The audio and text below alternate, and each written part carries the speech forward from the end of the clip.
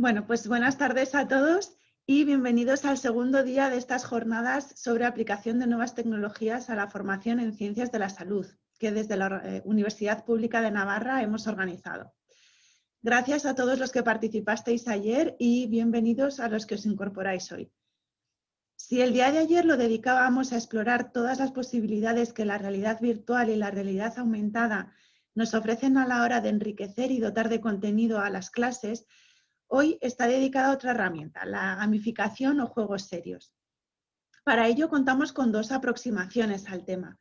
Una más teórica, de carácter más científico, tal vez, a cargo de Marc-André Maheu Cadotte, y otro más práctico a través del taller que dirigirá Iñaki Huarte a partir de las 5:30.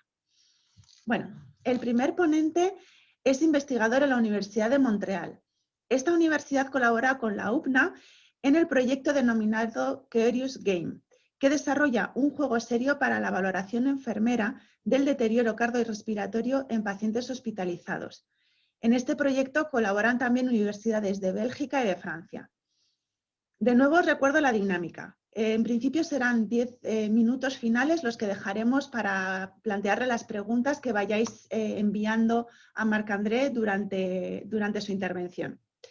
Como sabéis, la conferencia es en inglés, así que paso a presentarle en este idioma.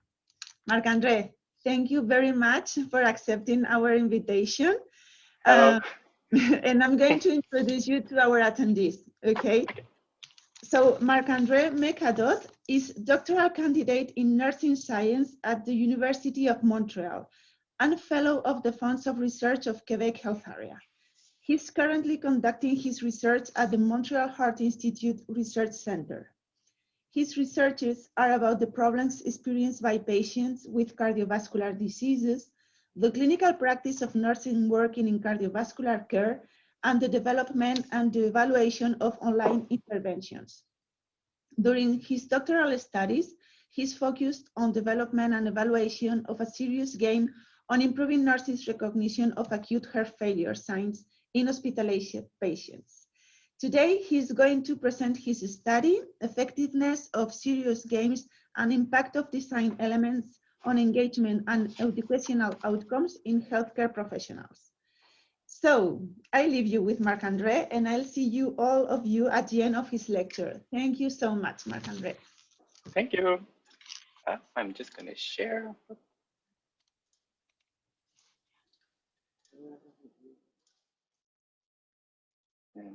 And this. Perfect. Hello, everyone. My name is Marc-André, and today I'm going to present to you, in fact, the results of a systematic review I did as part of my doctoral thesis on the effectiveness of serious game and the impact of their design element on engagement and educational outcomes in healthcare professions education. When I first received the invitation to come present today, in June of this year by Dr. Laetitia Saint-Martin, thank you again for inviting me, I really appreciate it. I had just resubmitted the final revisions to our systematic review manuscript to the Simulation in Healthcare journal. 5 months later, the result article has just been published, and you can now access the full results online as well as our review protocol. As such, I have rearranged my presentation a little bit to, yes, present to you the systematic review we did and the results we obtained, but also to present to you how we came to do this review and also how we applied those findings to the serious game I designed as part of my doctoral study. So, as I said, my name is Marc-André. On the picture, this is me, well, 5 years ago. On the picture on the screen, I'm currently in my fifth year of my doctoral studies at the Faculty of Nursing at the Université de Montréal in Montreal, Canada. And as part of my doctoral thesis, I am developing and evaluating a serious game to improve nursing students' clinical reasoning with patients that are hospitalized for acute heart failure. Before I start, I want to thank the following organizations for the financial support they have given me in the form of scholarships during my doctoral study. And also, while we're at it, I have no potential conflict of interest to disclose regarding what I'm about to present. Also, this would be a huge lie to me for me to pretend that I did all this work by myself. without any help. So I would like to acknowledge the contribution of these persons. First, my research director, Dr. Patrick Lavoie, and my research co-director, Dr. Véronique Dubé. I also received the help of other professors at our faculty that you're seeing on the screen. Also, PhD candidates and other graduates from our faculty, as well as finally, advanced nurse practitioners and professor of clinical practice. So thank you for your help. Also, I didn't put their picture on the screen, but I also want to deeply thank Isabelle San Martin, who coordinate some of the work by Dr. Laetitia San Martin in our AR Sim to Care project, and with whom I have exchanged by email in the last couple of months in preparation for today. So thank you to both of you. Now, one thing you should know about me is that, yes, I've been a nurse for the past 7 years now, but before I actually started my college program to become a nurse, when I was just a 19-year-old, in fact, I actually started a college program in 3D animation in the hope of eventually becoming a video game designer. I was still very young then, and while I was doing this video game program, I wasn't quite sure that this was really what I wanted to do for the rest of my life. There wasn't a lot of human interactions in 3D animation. I was spending many hours by myself in front of a computer screen, not very different from now, but, and eventually I got tired of it and realized that this wasn't something that I wanted to do. Healthcare was something that I was really interested with, so eventually, well, I switched to nursing. So when I became a nurse in 2013, I was hired at the Montreal Heart Institute, once again in Montreal, Canada. This is a third-line hospital specialized in cardiovascular care. I worked in the medical unit, so with people diagnosed with coronary artery disease, arrhythmias, valvular diseases, and mostly also heart failure. When I first started working, during the first couple of weeks, I remember there was a nurse who would supervise me, make sure I was doing everything right, and also ask me a lot of questions to make sure I understood everything that was happening to the patients under her care.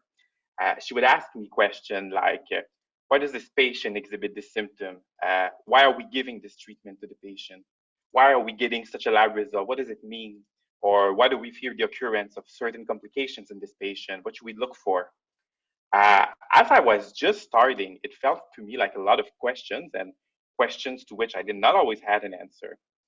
But one way or another, all of these questions aim at improving and evaluating what we call my clinical reasoning. So the data collection and analysis process through which I formulate a judgment regarding the clinical condition of patient and really decide how to best intervene with them. So when I started my doctorate and had to think about a research project to develop, I wondered how we could improve this reasoning process in nurses so it'd be a little bit easier for them than it was for me. And pretty quickly, in fact, my mind went back to video games. So as I said a little bit earlier, for as long as I can remember, I have always loved playing with video games. In fact, my earliest memory is me at 4-year-old sitting in my little chair in my bedroom and playing with my video game console. At the time, it was a Nintendo Entertainment System. And throughout the years, 25 years later, in fact, I must have played with hundreds and hundreds of video games and had a great deal of fun with a lot of them. And still today, I remember, in fact, pretty vividly how to beat or to complete video games I have not played with in more than a decade or maybe even 2 decades. So when I first started my doctorate in 2016, I wonder if it would be possible for me to combine the motivating and the fun aspect of video game with a content, let's call it this way, that would also be educational or that would help nurses and nursing students in their professional role. My hope with that was that through this combination, we would obtain an educational method that would be both motivating, engaging, or fun for nurses, and that would help improve their clinical reasoning also. And as I worked in cardiovascular care with a lot of persons diagnosed with heart failure, I was specifically interested in improving their clinical reasoning with patients hospitalized, in fact, diagnosed with acute heart failure. So During the last 4 years, to reach this goal, I really had to find first the answers to three big questions. The first one, which is more theoretically based, was what are serious games actually? So how do we define serious games? What are their main components? How are they supposed to support the motivation and the engagement of learners? And how are they supposed to lead to learning also? The second question, which was more, which had more to do with empirical data and previous research finding, was, are serious games effective? So when I first talked with my research director and co-director a couple of years ago, they were, I don't know if skeptical or apprehensive are the right words, my English is not that good, but for sure they were interested in knowing what had already been done and what were the findings, in fact, just to know if there was any real potential with this learning method. And the last question, which was really more practical than anything, was how can I develop a serious game? More on this later, but let's just say for now that I had been aware since day one that developing serious game could represent a challenge, in fact, in terms of financial resources or expertise in video game development. So regarding the first question, what are serious games? Well, luckily for me, researchers before me, in fact, have tried to answer this question, and I've identified that at a relatively high level of abstraction, serious games include many elements to give life or its identity to this thing we call serious game. All these elements are grouped under three layers according to the theoretical framework by Alexiou and Schipper that they proposed in 2018. So first of all, there is an aesthetic, which is the audio and visual rendering that will bring your video game to life, give it an identity. So everything you see and hear that allows you to understand how to interact with the video game world, which is really a world that can be more or less like our own world or the reality as we perceive it. One of the questions I've been frequently asked throughout the years was, what is the difference between a serious game and a virtual simulation program? And part of that answer is that we usually design virtual simulation programs to be as authentic, realist, or representative as we can of our reality. And when we design serious game, we don't normally aspire or even wish to obtain this high level of realism or authenticity.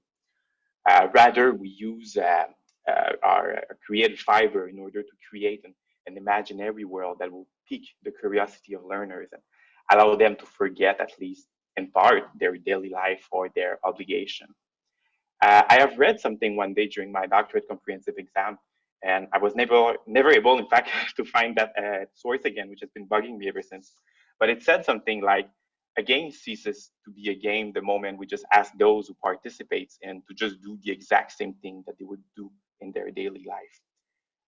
For those of you who are interested in differences between serious games and virtual simulation programs, we have actually just published a discussion paper on this topic in the Clinical Simulation in Nursing journal.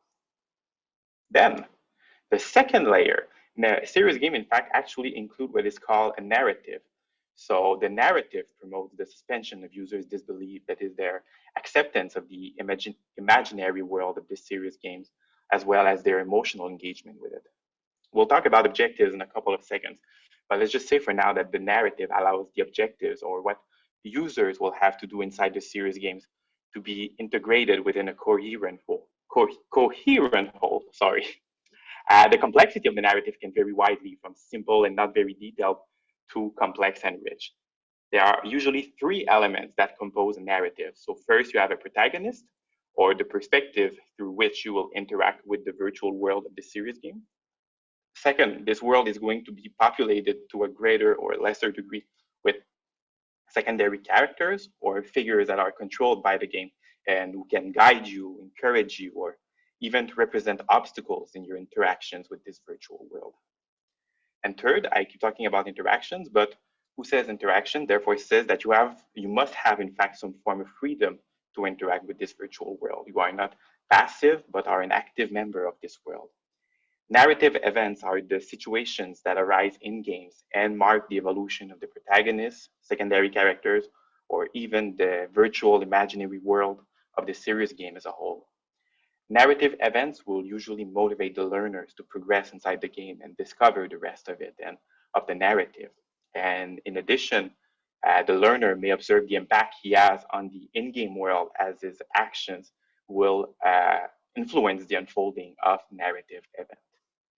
And then the last layer of the serious game, and not the least, are the game mechanics. So there are three main game mechanics in serious games: goals to reach, feedback and guidance, as well as rewards. So your interactions with the serious games are usually guided by the in-game goals you want to reach. So these in-game goals require from you to solve more or less complex problems, to analyze situation, to take actions, and also to make decisions. Alexiou and Schipper in their theoretical framework suggest that these goals must be clear, they must be specific. Yes, they must be proximal, but they should also be embedded into more distant, more distal goals. If we forget attitude and belief learning outcomes that the protagonists or secondary characters may lead to, for example, by acting as role models, it is often expected, in fact, that working towards reaching these in-game goals will more directly lead to learning outcomes such as knowledge acquisition and skill development, for example, in the case of clinical reasoning. And while you're working to reach these in-game goals, if you take the wrong action or make the wrong decisions, well, normally you will get some form of feedback and guidance. So feedbacks are responses to users' action that are offered by the serious game, and that they should, in fact, this feedback should focus on the accuracy of the actions that were taken or the decisions that were made in order to reach these in-game goals. The feedback received by a user will allow them to validate the actions that were taken and to consider new ones in order to reach these goals. One of the biggest challenge when integrating feedback mechanics to the serious games is to make sure that it is as specific and as short as possible to least distract learners in their progression, and also not to place them in a passive role for too long, as they need to acknowledge any form of feedback that may be given to them. The last game mechanic is the offering of rewards to learners when they reach in-game goals. So reward here being defined as positive modifications or additions to the in-game world. Rewards actually encourage learners to invest the necessary effort to reach the in-game goals. So, for example, reaching a goal may allow learners to access a new in-game goal for them to reach, or earn some kind of virtual currency to trade inside a serious game, or allow the unfolding of certain narrative events, as we said earlier. However, if learners are unsuccessful during their first try in reaching a certain in-game goals, there should still be some form of consequences for them, just so there are some stakes attached to these goals. So, for example, having to try again or losing some form of in-game currency. And of course, these negative consequences should not discourage the learners from ever trying again. That is not the goal here.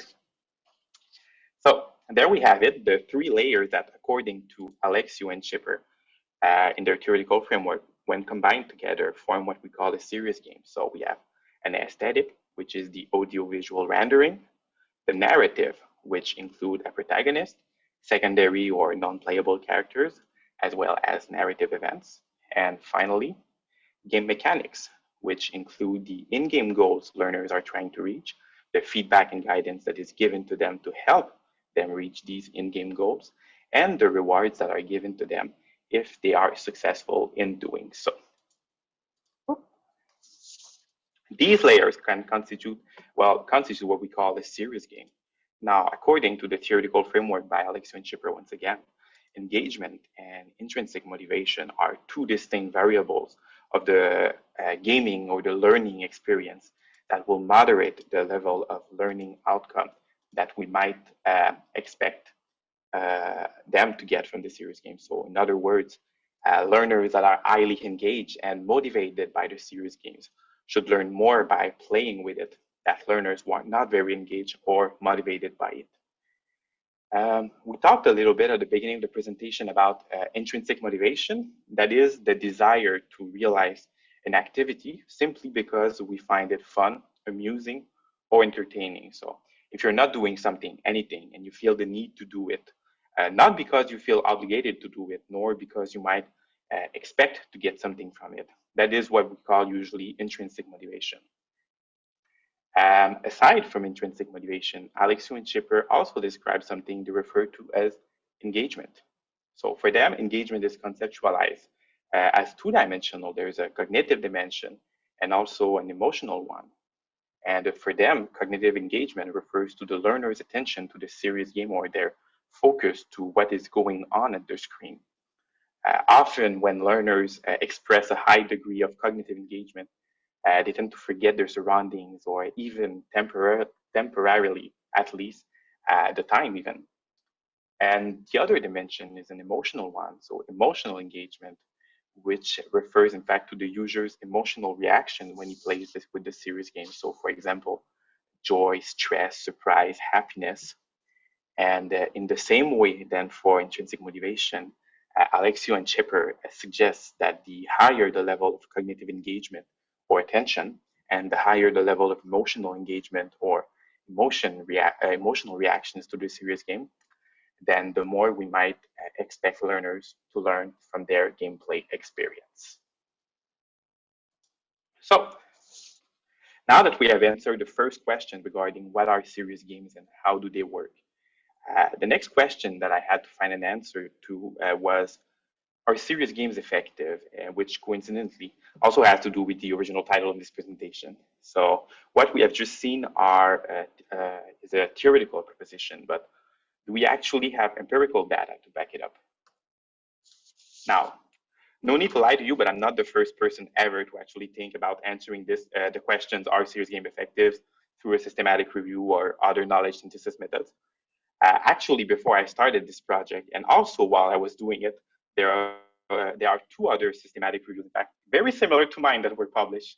The first one in the Simulation in Healthcare journal by Wang in 2016, and the last one by Gentry in 2019 in the GMIR journal, if I remember correctly. Now, I have conducted, in fact, and collaborated to many systematic reviews of various type during my doctoral studies. I don't know why I think I'm in a team who like to do systematic reviews, so I'm always doing one. And when you're conducting a review on the efficacy or effectiveness of an intervention, two of the biggest challenges or decisions you have to make, I find, has to do with, at the beginning, what you decide to include in your review. So what you will consider to be an acceptable source of data in regards to the question you ask. And also towards the end of the process of the review, how you will analyze your data and synthesize it to offer an answer to the question you ask. If you follow the guidance provided by organizations such as the Cochrane Collaboration, then you know that you wish to include in your review articles or studies that are very, very, very similar to one another in regard to their population, the intervention that was evaluated, the comparator that was used. So normally you measure the efficacy or effectiveness with some form of control group to enhance the internal validity of your findings. And also the outcomes that were measured, and really as a whole, the study, the whole design that was employed. Every single difference between each included studies represent, to a greater or lesser extent, a potential source of statistical heterogeneity as you introduce clinical or methodological diversity between your study. So the first thing you should always do when you're in the presence of conflicting results or significant and unexplained source of statistical heterogeneity is ask yourself if one of the differences between each included study, design, population, etc., may contribute to that. And what we notice is that previous reviews either combine the finding of studies with various research designs, so randomized with non-randomized studies, single group studies, or that evaluated as a whole game-based learning interventions.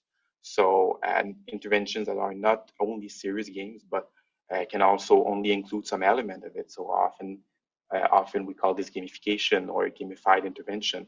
So we'll take an intervention and include to it some game design elements, such as often it is stuff like leaderboards, badges, or avatars.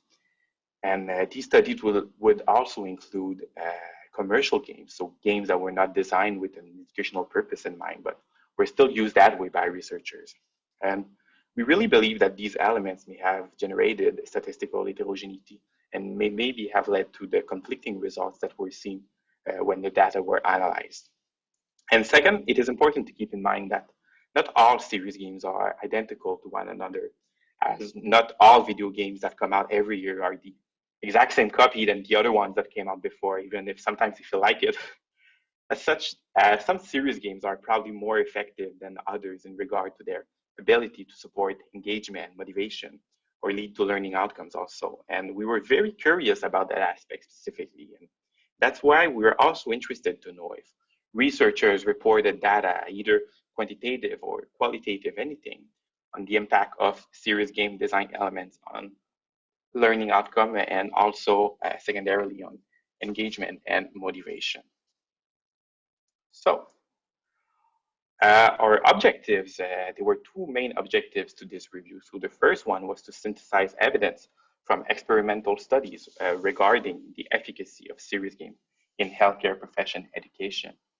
And our second objective was to describe the design elements that had been integrated to serious game and really try to evaluate or identify some kind of association between their design elements and engagement, motivation, as well as learning outcomes.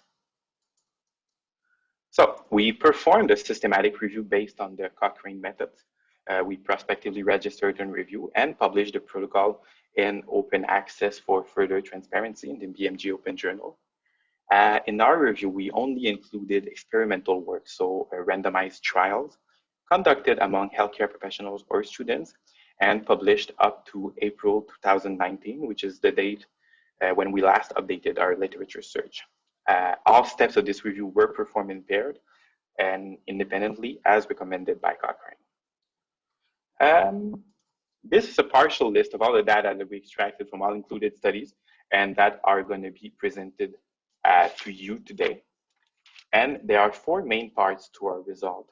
The first two are about the overall efficacy of serious games to support engagement and improve learning outcome. And the last two are about the specific association between their playful design elements, their design elements of serious game, and once again, engagement and learning outcomes.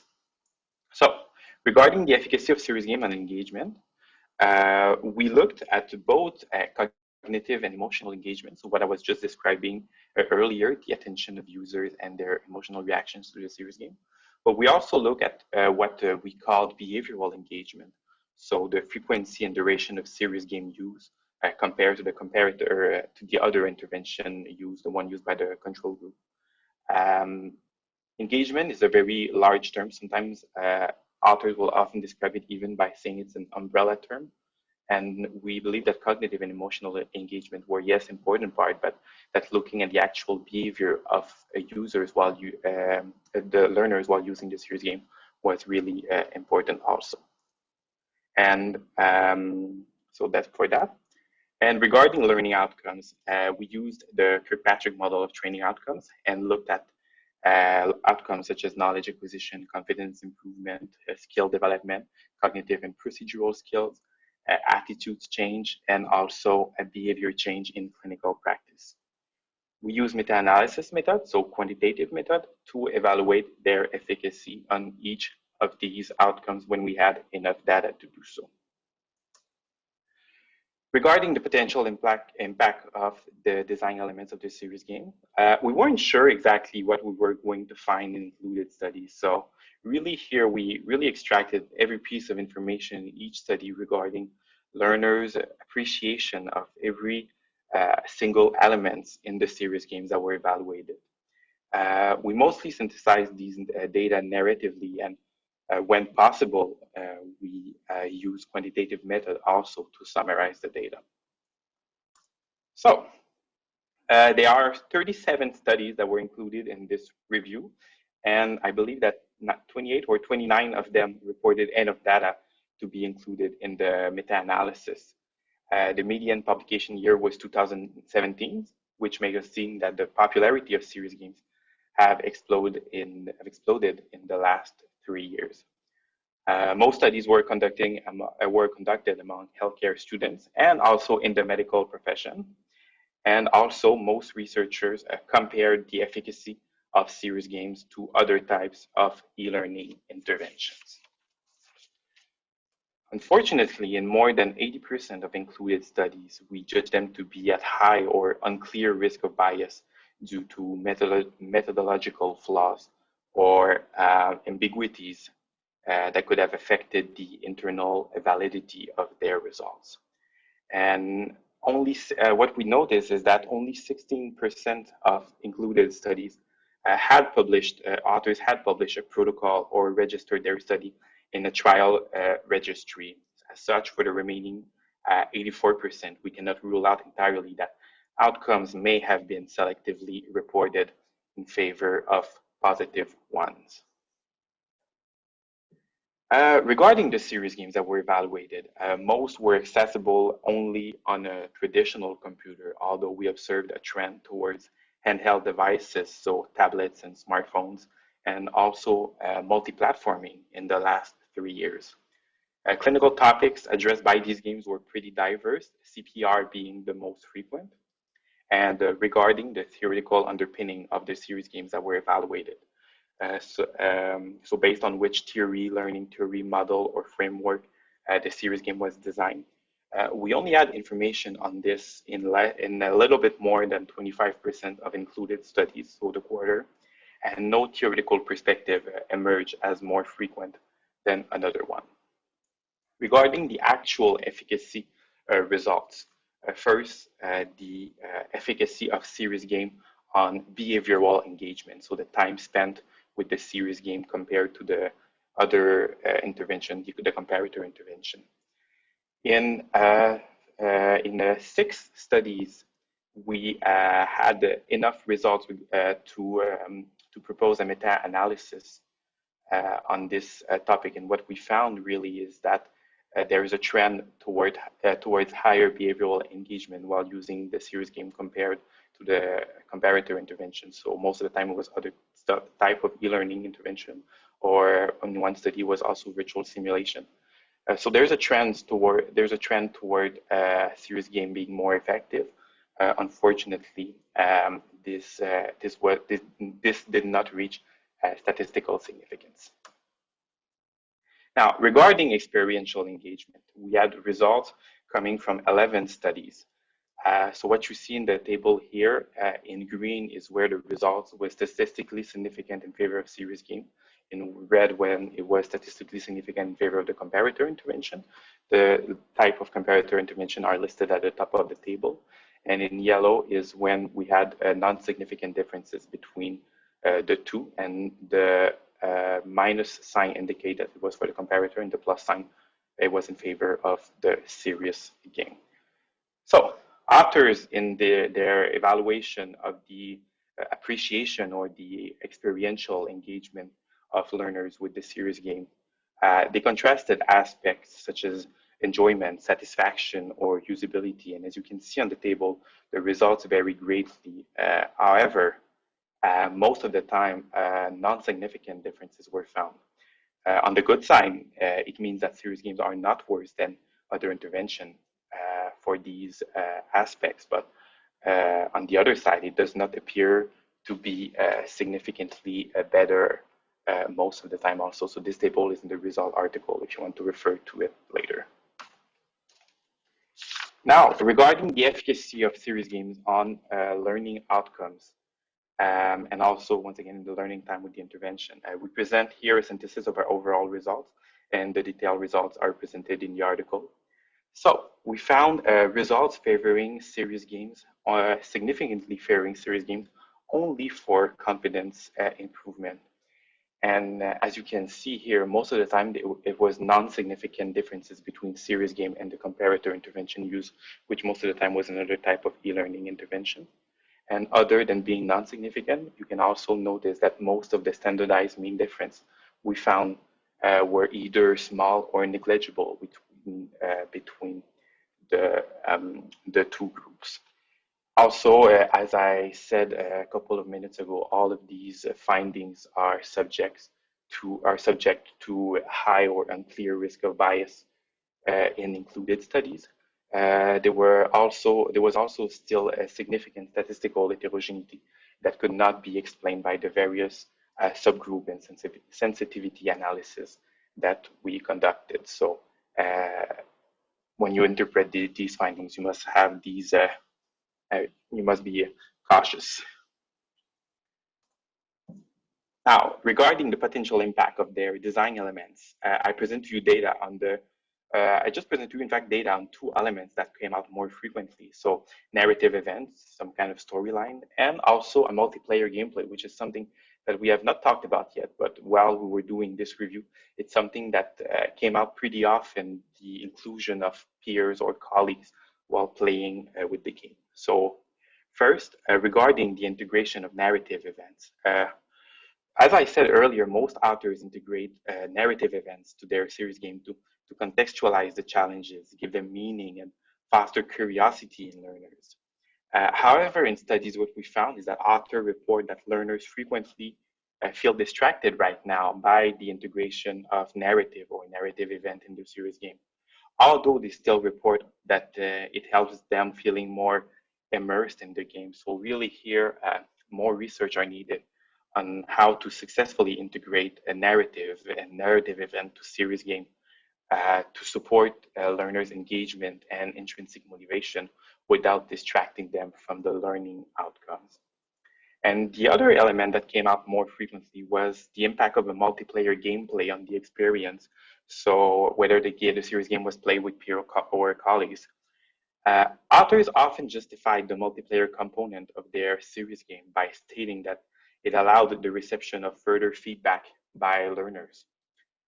However, negative qualitative findings were found regarding the impact of multiplayer gameplay on experiential engagement, so the emotional engagement and the cognitive one. And when we looked at the association between multiplayer gameplay and learning outcome, we found a statistically significant and negative association between multiplayer gameplay and at least knowledge acquisition. So games that were played solo led to higher knowledge acquisition than games that were played in multiplayer in a group. However, association, as you know, does not mean causation. It is foremost hypothesis generating, and it should be evaluated in future experimental studies to control for potential confounding variables. So, in conclusion, at least regarding the efficacy of series games, most studies on series games were published in the last couple of years. There are important risk of bias right now in included studies, and still there is, once again, significant statistical heterogeneity, which lower confidence in our findings, which are that series games appear to be more effective overall than other educational interventions, so mostly e-learning intervention, to improve confidence improvement, but they do not appear to be more effective than other intervention right now for the other aforementioned learning outcome. And what we also found is that multiplayer-based series games appear to be negatively associated with learning outcomes, specifically knowledge acquisition, and that this finding should be confirmed in future studies. So, regarding the last question, I had to find an answer, which was really about how to lead the development. Beyond theoretical and empirical questions, the biggest challenge I had was to find a way to get this vision I had of a series game development. As I said at the beginning of the presentation, I am a PhD candidate. I am not a researcher yet, and I am not eligible, at least from what I know of in Canada, to submit applications for major fundings or grant. And as such, I was pretty limited financially in terms of partnerships I could have developed with companies specialized in gaming.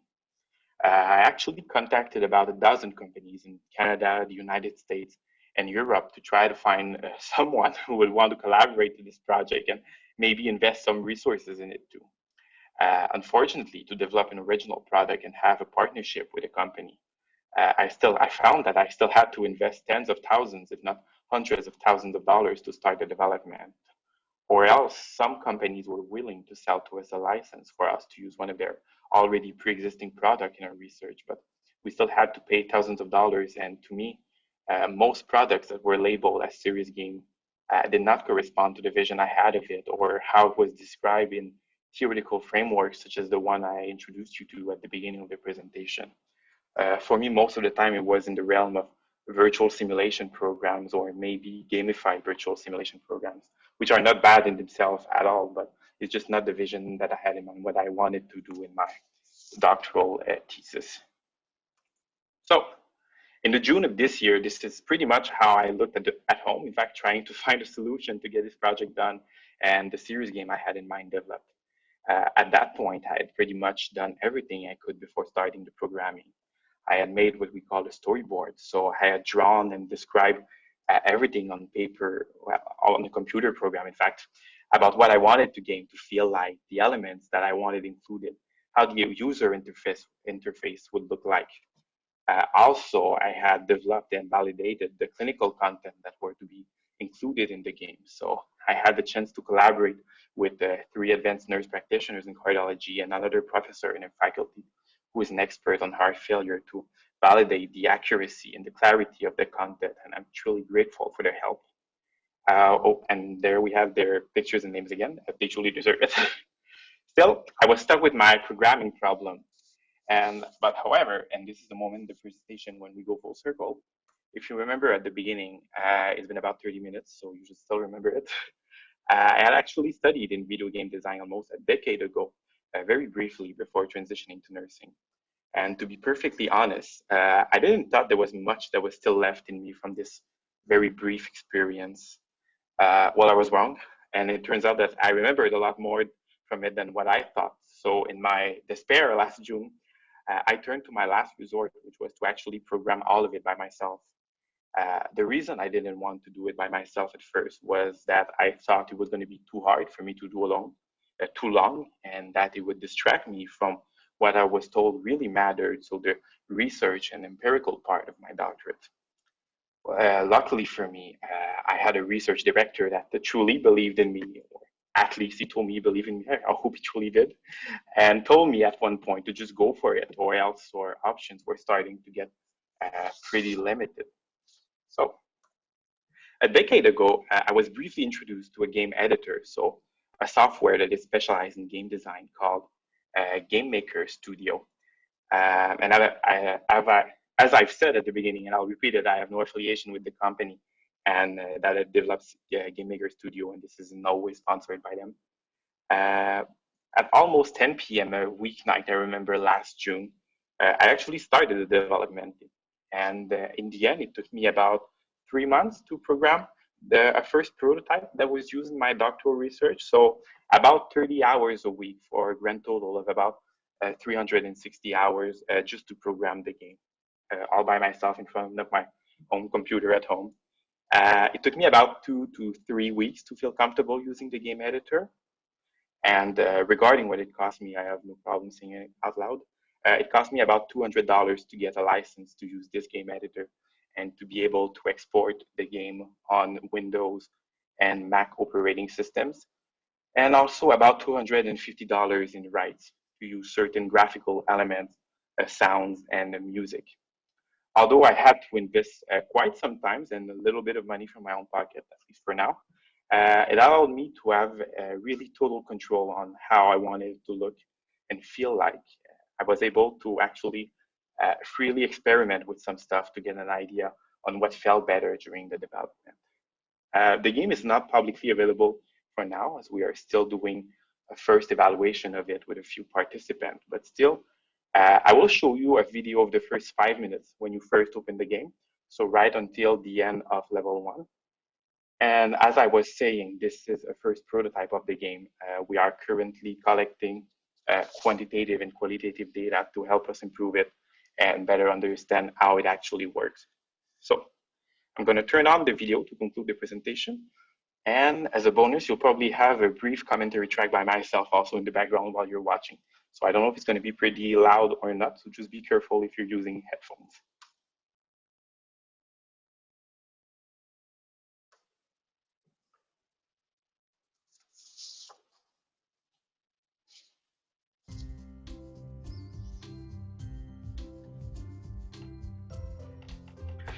So this is the main menu. the player progression saves automatically at the end of each game level, so he doesn't have to always start all over again.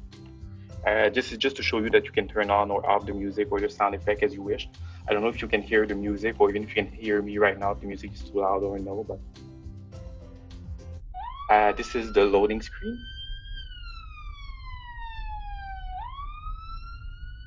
It's all in French right now. This is a quick introduction to the narrative. So for those of you who may not speak French, it just says that you're a new nurse and that has been called to work in a hospital specialized in cardiovascular care and that are receiving way too many patients right now for them to handle and that they need your help. We use a cartoonish design for this series game. So what we found in the theoretical writings and also in the previous review finding is that you didn't need to have a realist graphical representation for it to support users' engagement and motivation by it. You only needed to have a coherent one. So that's why we settled for this one. So this is the chief nurse who is introducing you to the hospital and asking you to come work with her right away at the coronary care unit. And that's what you're going to do. So this is the game level selection screen. Right now you only have the first level that is available. The other one will become unlocked when you successfully complete the ones before.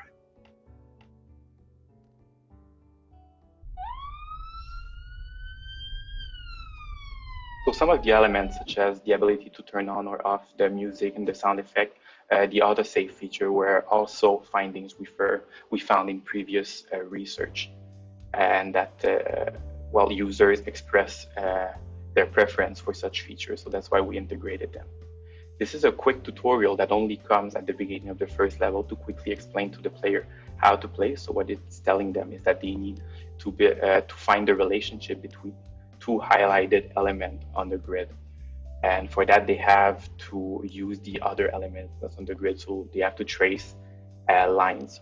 And it's just explaining to them that they can go left, right, up, and down. They can never go in diagonal. They cannot pass twice on the same element. And it's telling them that if they have the correct answer, they'll gain points. If they gain enough points, they'll have an emblem. They need to have at least the bronze emblem to pass to the next level. If they commit mistake, the clinical state of the patient will deteriorate slowly until he is transferred to the intensive care unit and they will lose points. And if they ever need, they may have some form of guidance to help them build these relationships between the two highlighted elements. So if they use a magnifying glass, they can get a brief definition of a concept. And if they click on the little colleague, it will assist them by showing them one of the elements that should be included in the relationship. So this is the most simple one, a 2x2. So as you've just seen, the player just build a relationship between the two highlighted elements. He's going to do the same thing again. And when he does, he's going to now have 10 points and he still have 3 patients left to treat. So we really wanted to have a light user interface, something that was really intuitive to use. It's all point and click. You don't need to use the keyboard. We really wanted to keep it simple.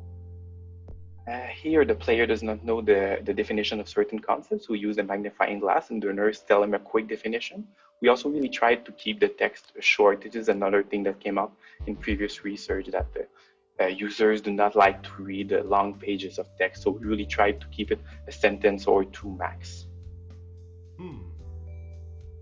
So the player here needed further help. So he asked for the help of a colleague, which indicated to him that the little green square at the bottom was supposed to be part of the relationship between the other elements. And the player has made another mistake. And now he succeeds and get a little bit of points also, and he goes to the next patient.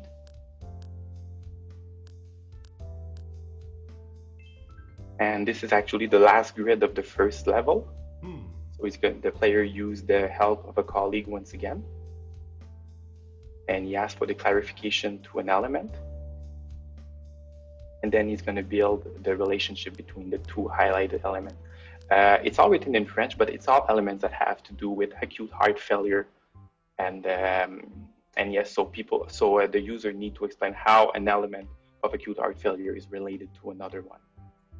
This is the end of the level, and the video is going to stop pretty soon. So it just just to show you that once the player have completed the first level successfully, now have access to the second level. The first level was about acute heart failure caused by acute coronary syndrome, and the second one is acute heart failure caused by hypertension. And that's pretty much it.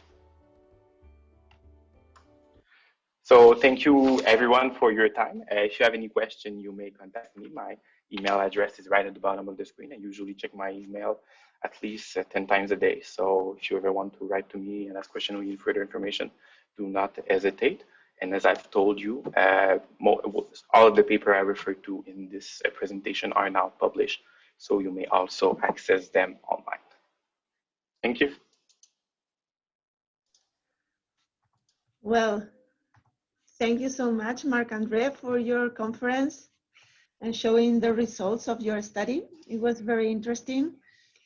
So, well, while the people connected or they make questions, or I don't know if they have any doubts to make you, I just wanted to ask you, how was the response of the nurses at that you are using for your study once they're using your game?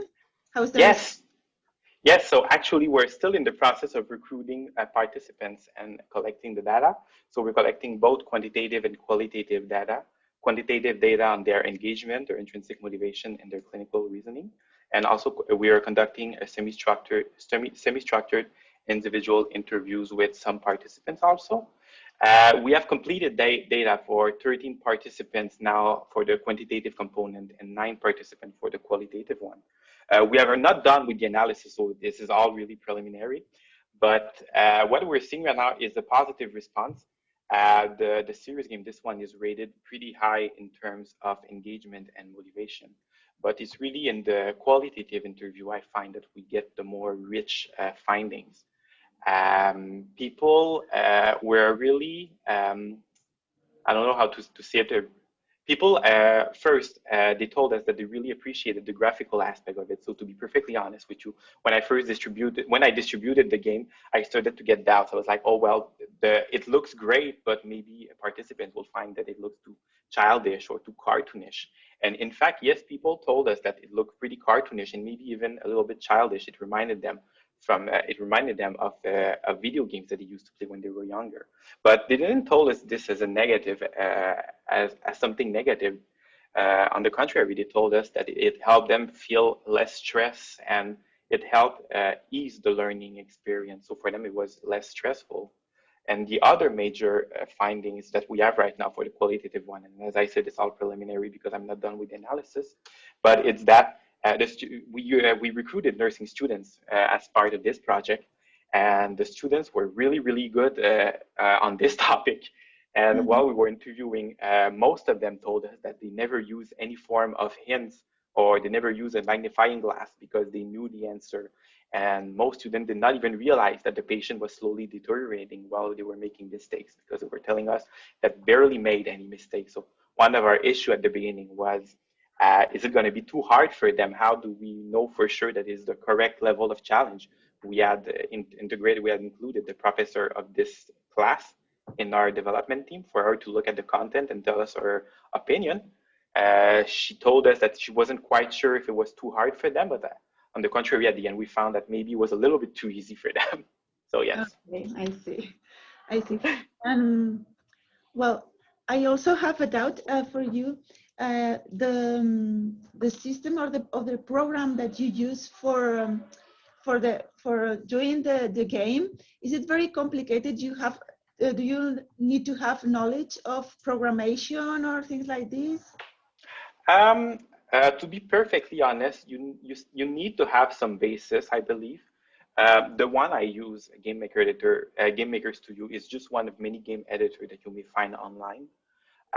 Normally, every game editor, well, the company that made them, I found that they have a really rich resource section. So if you use Game Maker Studio, for example, there are a lot of support that that is given to you. There are training programs that you may attend to help you use it. it's not, they have an option in, let's say, Game Maker Studio, and as I said, I'm not affiliated with them, it's just that what I use, that you don't need to know, in fact, programming, so entering lines of code to use it. They have a more intuitive user interface in development. But I believe that you still need to have some knowledge on how, because most of the game I found, and I'm going to say this pretty quickly, are based around variables. So if you do an input, so if you have to program, if the user does this input, then the game will have this response. If the user did this input beforehand, then the game will have this response. So you have to think that way. It's not intuitive at first, and as I said, it took me about 2 to 3 weeks to really be confident in what I was doing. At the beginning, it was a lot of exploration to the different function in the software. And as I said, I had not used it for 10 years, so it has been a long time since I had used it. So I believe that if someone has a couple of weeks to invest, that, well, for sure they could develop something. Okay, we have a question from Marta Carolina Ruiz. She says, congratulations for your conference. She has a question, are these kind of games free? And if you could give us some recommended game for use in nursing, and thank you. Yes, the game I'm making, well, first, if I speak about the game I've developed for my doctoral research, I have no plan to commercialize it afterwards, so I'll see what are the plans after that for this game, but I don't want to make any profit out of that. There are not a lot of games in nursing, and as I said in the review, we found that most games were in the medical profession. Unfortunately, when we were doing this review, I remember, at least to describe the game design elements that were integrated to the series game, we wanted, yes, we read what was written in the article, but we also wanted to play with these games to really describe more accurately what was integrated to them and what was not integrated to them. And what we found is that most of the game were not accessible online. We wrote to the authors of all authors that their study was included in a review. We wrote to them to ask them access to their game, and we really got almost no response from a lot of them, even after a reminder by email. So I don't know if there are games for free that you can use in your own programs, but for my own experience, it was really, really hard for me to have access to these interventions. Okay. Well, I think there's no more questions. So thank you so much, Marc-André, for your You're welcome. And well, I hope we see you again somewhere else, maybe in Canada. Yes. Yeah, well, maybe in a year I'll present the findings and the results of this yeah, the that research will be we're great. conducting. Yeah, that would be great. Thank you.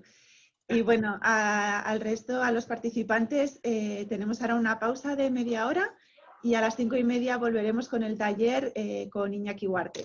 Así que gracias a todos y nos vemos en un ratito. Thank you, Marc-André. Thank Bye you. bye. Bye-bye.